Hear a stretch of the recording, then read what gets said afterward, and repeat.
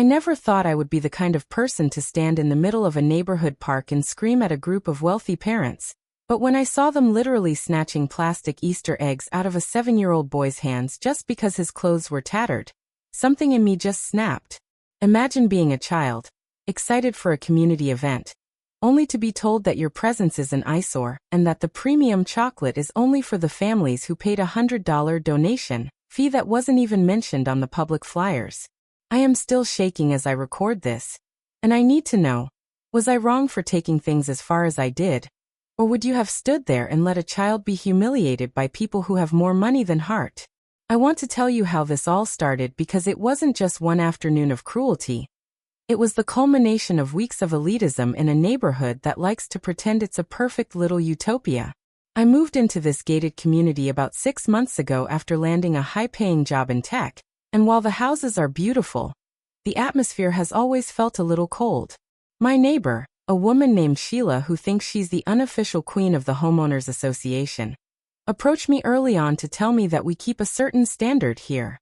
She would walk her perfectly groomed poodle past my driveway and make comments about how refreshing it was to have someone successful move in, always emphasizing the word successful like it was a shield against the rest of the world. I didn't think much of it until the annual Easter egg hunt was announced. The flyers were posted in the local library and the public park just outside our gates, making it seem like a grand community event for everyone. I remember seeing those flyers and thinking it was a great way to bridge the gap between our gated street and the surrounding town. However, behind the scenes in the private Facebook group, Sheila and her inner circle were planning something much more exclusive.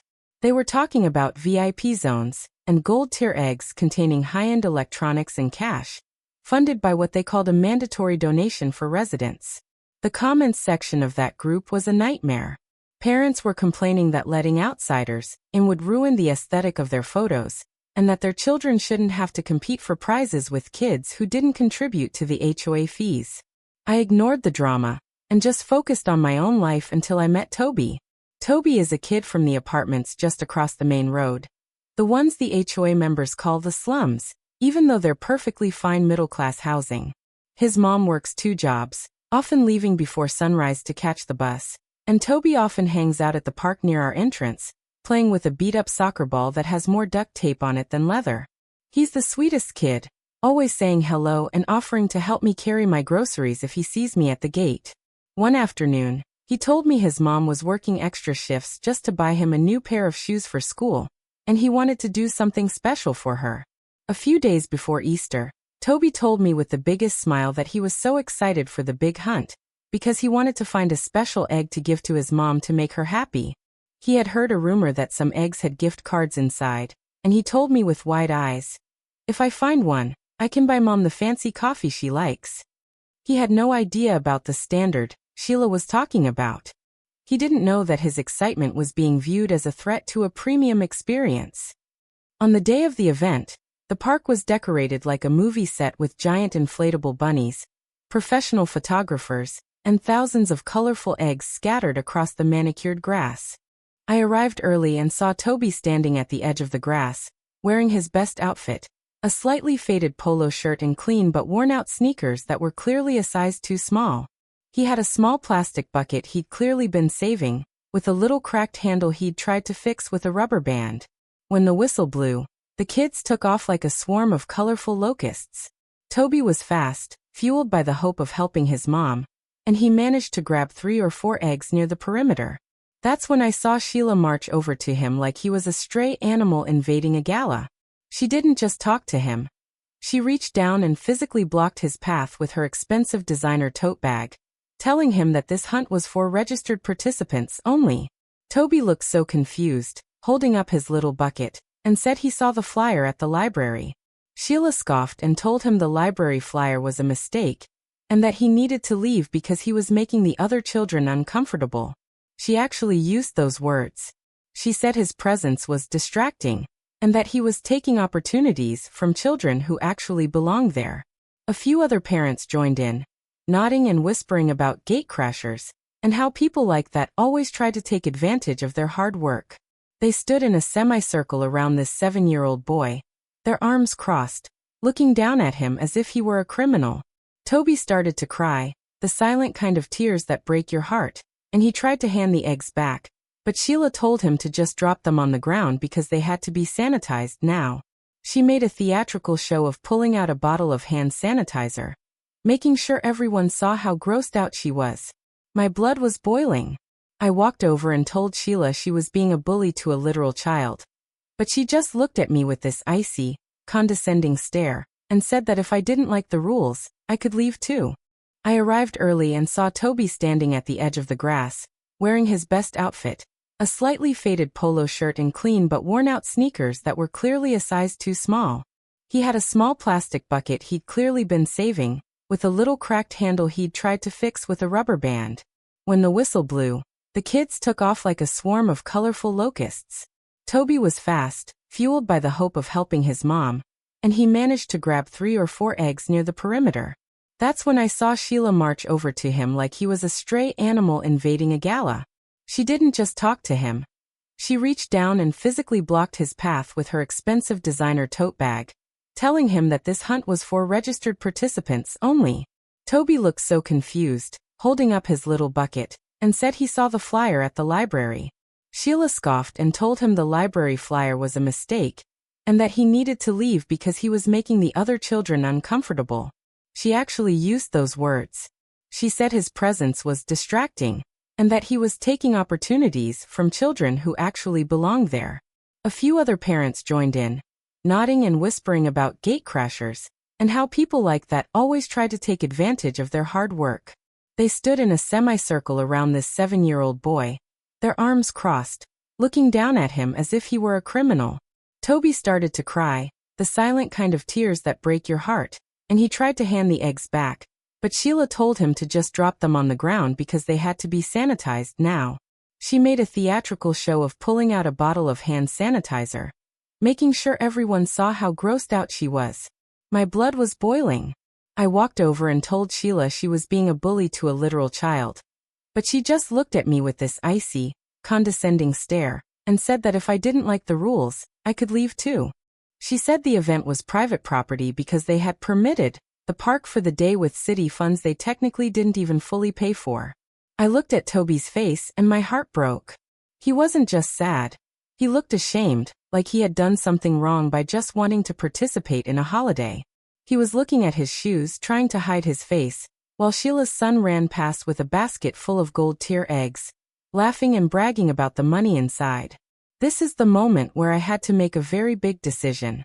I was looking at these parents in their designer pastel outfits, sipping lattes and judging a child, and then at this little boy who just wanted a piece of candy for himself, and a gift for his mother. Before I tell you the absolute chaos that followed and how I made sure every single one of those VIP eggs ended up exactly where Sheila didn't want them, I want you to pause and think about this.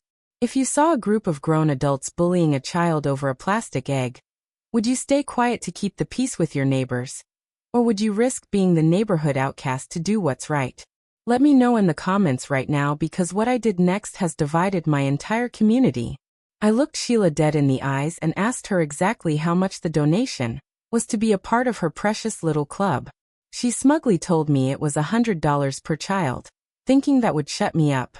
She even added, and that's per child, excluding the guest fees for non-HOA members. I didn't blink. I pulled out my phone, opened my banking app, and sent a $500 transfer to the HOA's public event fund right then and there. I showed her the screen, the confirmation number glowing in the sunlight, and said, "There. Toby is now a diamond tier guest. In fact, he's my guest and he's staying. And since I paid for 5 spots, find 4 more kids from outside the gate who are being told to leave." Sheila was speechless for a second, her jaw literally dropping, but then she tried to argue that it was too late to register. I didn't care about her paperwork. I grabbed Toby's hand and told him to go for the gold eggs in the center of the field, the ones Sheila had hidden in the exclusive bushes, specifically for her own kids and her friends' children. The other parents started shouting, calling me unstable and disruptive, but I shouted louder, my voice echoing off the surrounding houses. I turned toward the fence where a group of non-resident kids were standing awkwardly on the sidelines, watching the fun from afar like they were in a different world. I waved them over and yelled that the hunt was now open to everyone, and that I had covered the entry fees for anyone who wanted to play. It was like a dam broke. A dozen kids who had been told to wait outside the tape charged in, their faces lighting up with a mix of fear and excitement. It was beautiful chaos. Sheila was hysterical, screaming about the premium prizes and her carefully curated event being ruined by savages. She actually tried to tackle a little girl who picked up an egg near her feet. I stood my ground, acting as a human shield for these kids.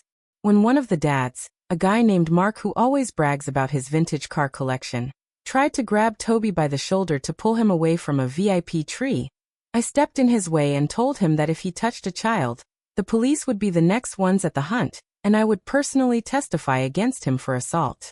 He backed down, mumbling about how I was ruining the neighborhood value. Toby ended up finding 2 of the gold eggs, which contained $50 gift cards and a voucher for a local toy store. The look of pure joy on his face when he realized he could actually buy his mom something nice was worth every penny and every dirty look I received. He didn't even keep the toys for himself. He immediately started talking about what he could get for his mom's birthday. The wealthy kids were crying because they had to actually share, and the parents were huddling together, whispering and filming me on their phones like I was some kind of monster.